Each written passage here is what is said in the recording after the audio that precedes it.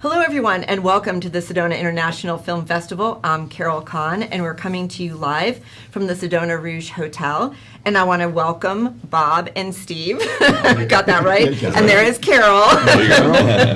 And there's a movie about Carl. Right. Carl's Tree. And I also first have to take a brief.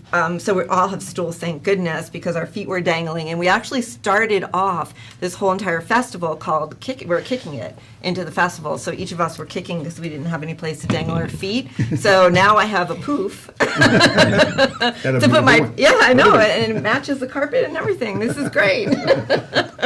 So I want to thank Kelly for that. And so welcome. Good to be here. Welcome. Yeah, is this your first time in Sedona? We've been in Sedona over the years, on and off a lot, and this is our third festival. And this year we have a film in. So we've been coming to the festival just as participants. We've always enjoyed the films that are selected here. And we've been coming to Sedona for maybe 20 years. We have friends who live here, so we'll always come just to visit. And then we started coming to the festival, and we're really just enamored with the quality of the programming. And then sort of finally, to have a film in this year's festival is very exciting for us. That's awesome. Now, this is the first, is it the first film festival that you've been in with this particular film? It's the first it's the first film festival we've ever been in as filmmakers.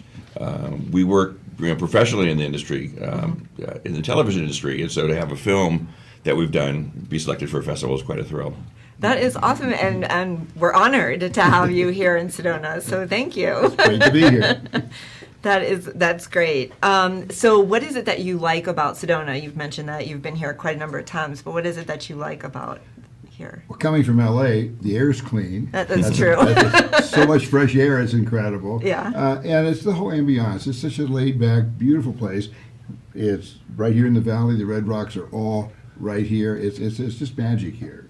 It is. It's a very magical place. Yeah. I love Sedona. And you have a radio voice. Oh, well, thank you. You do. Well, thank you. You just have that deep voice. So have you done any TV work or any radio work? I've been told my entire life, I pursued directing from, so I knew that's what I wanted to do from a very early age. But I've been told, you should do announcing. And I'm kind of sorry I haven't, because all of my voice actor friends sit in their office, read the script, drink their coffee, and then send their files in. It's that easy. Yeah. And we're out there toiling in the vineyards of production. Television production. Oh, I know. I'm losing my voice. I don't know if that's a good thing or not. I think I need a voice coach right about now or something. From diaphragm. Sit up straight. So I want to talk a little bit about your film. Tell me about Carl's Tree. Carl is my father. I'll call him Dad. And he just turned 92. He was 91 last year, and had been completely independent. Moved to Los Angeles in 1950. I was born in Los Angeles, and then moved to Florida in the 90s when he retired. We have family there too. And up until last year was completely independent, and I could see things starting to slip a little bit, as he's aging. And last year he fell. Didn't break anything, didn't hurt anything, but he had was at his favorite ice cream shop, which he would take a 20-mile drive every Sunday, just something to do.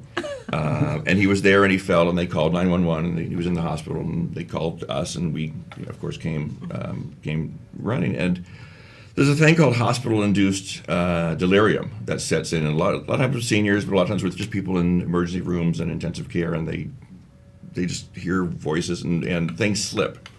And I had read a lot about it, and I was very concerned, and so we spent a lot of time with him through rehab, and then it became apparent he couldn't live on his own, and so we moved to assisted living. But I was really concerned about the delirium not developing into full-blown dementia. And so 3 months later, we go back to the ice cream shop, and he said, "I should know this place, but I just don't." And so okay, we'll keep coming back. And meanwhile, I had always known he had made a painting of a tree that was in front of the shop. There's this wonderful tree with 3 wonderfully shaped trunks that come out of the ground. And he took up painting after he retired, and he loved trees. He loved architecture. He was a aerospace engineer, so he was very methodical in his paintings, and everything was very structured. And I had known he'd done this painting. I knew he'd given it to the ice cream shop, but I'd never seen it and never thought about it. And so 5 months after the fall, we're there. And I've always been, we're multi-camera directors, and we do studio shows, and we have people who do segments for us, and they feed the segments, and then we roll the segments in, and we know how to do those. But I thought, my dad's telling such interesting stories that I've never heard. I'm going to start filming some of this. And so I started. The first time we were there, I had my iPhone. That's all I had with me. And then later on, I had my little point and shoot, but it shoots 4K video and 1080p progressive broadcast quality video. It's amazing what these little cameras will do. So I was shooting with him, and we're having our ice cream, and he starts remembering. He sees the tree, and he starts talking about painting the tree. And I'm there with my camera by my side, both of us realized there's a story here, and it's unfolding right before our eyes. Well, it all came back right then. It was like the veil lifted, and suddenly he's telling the story of how he painted the tree and how he came there, and it was magic. I mean, suddenly the veil lifted, and there was light. And, Did you find that veil, did the veil go back? Like, or was it okay from that point on, or what happened? Well, he's 92, so he's the veil comes, it rises and falls. We have good days, and we have not so good days, but mostly good days, which is really nice. And he should get a producer credit, because you have a flow for how a story unfolds, and he just was going right through all the beats, and right at the end of what would be Act 2, he said, "I wonder if they still have that painting inside. Let's go take a look." And so we got up. Steve handed me the camera, and so I followed them in. They went behind the counter. I followed them down behind the counter, and then handed the camera over to him as they went back into the back room to see the tree, and see the painting. And so it was kind of an instant documentary. I mean, it just unfolded, and we happened to be there and happened to be shooting. And the look on his face was priceless when he saw it was there, and he still had it. And for him, they thought enough of something I did to keep. He thought, oh, they're not going to keep it. They're just, take it, and who knows what they'll do with it. But he was just thrilled that it was still there. What was fun for us as television folks, we never get to see our audience. We're in the booth, and we're ready one, take one, ready three, take three, and we do the show. It goes out live, or it goes out on tape, and we never get a chance to see the audience. We're out there with them. And suddenly, we're sitting in the theater over here, and up comes our little project, and it's splashed all across the front of the theater on the big screen, and it looked pretty good for a point-and-shoot camera, I must say. I mean, it looked like a film. And there's one point where we see the painting partway through. For the very first time. For the very first time, after we've talked about it and how he did it and everything, and the audience gasped. And that's something we never get to see in television. Yeah. And it was magic. It was absolutely magic. And now I understand about the big screen and doing film. It's wonderful. Well, I'm glad you said that, because I really wanted to ask you about that. Being behind the scenes, you never really get to see your work on the screen. So what that felt like to actually see it. So that's just a beautiful explanation of that. It was magic. It was magic. Magic. And I do have to ask you, what kind of ice cream does your dad You like? It varies from year to year. I think this time it was strawberry with some chocolate sauce and a little whipped cream on top. No, okay, so it's not a cone or anything like that, is it? A little dish. Little dish. And it's still something we do, because he's now since moved to Los Angeles, so he's close to us. And we can see him on a regular basis, and we always take him somewhere, take him for lunch or to go for a drive, or we always end up having ice cream. Oh, that's sweet. Does he have a favorite ice cream shop? He hasn't been in Los Angeles for 30 years, so we're finding new ones. We do have a new favorite. You go to Moshty Malone. Moshty Malone's.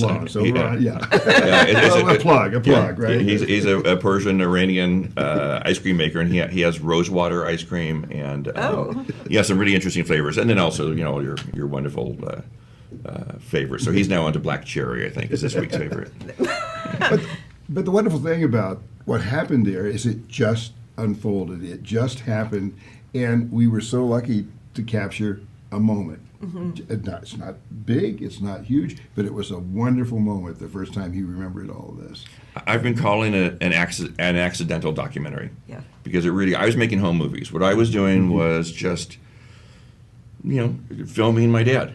and like he did when I was a kid. We have all the home movies, all the Super 8 movies from when we were kids, and he was telling stories. I have a terrible memory for stories, so I just wanted to document it. And when this story started unfolding and we knew we had a beginning and a middle and an end, all in this little 8-minute time span, and I could then fly home and do a rough cut on the flight home. And He edited on the plane. Thank you, Final Cut Pro. we're landing in Los Angeles and tears are streaming and the music's playing. And then but I just thought it's a home movie, and who would know? And then it was suggested, since we come here all the time, enter it into the festival. And now I need to color correct. I need to remix the sound and put credits on it. We never put credits on our home movies. So you just did it for fun, just to see what would happen, and lo and behold, here you are, right? And here we are. And actually, one of the things at the Q&A that I brought out that I'd love to share with the audience here is we all have the ability with our iPhones and point-and-shoot cameras and not big and expensive technology to do this. And, pull your parents aside, or your neighbors, or your friends, or your kids, and tell stories, and put these stories down on video and preserve them for the future. Well, I really appreciate that. I'm looking forward to maybe part 2. Maybe. You never know. I have enough footage, I'll tell you. Well, thank you for being with us. Thank you for being here in Sedona. I know we'll probably see you back here again. And will. I want to thank you both for being with us. Great, Thank you so much. Yes, thank you. And we'll be back with more from the Sedona International Film Festival later on today.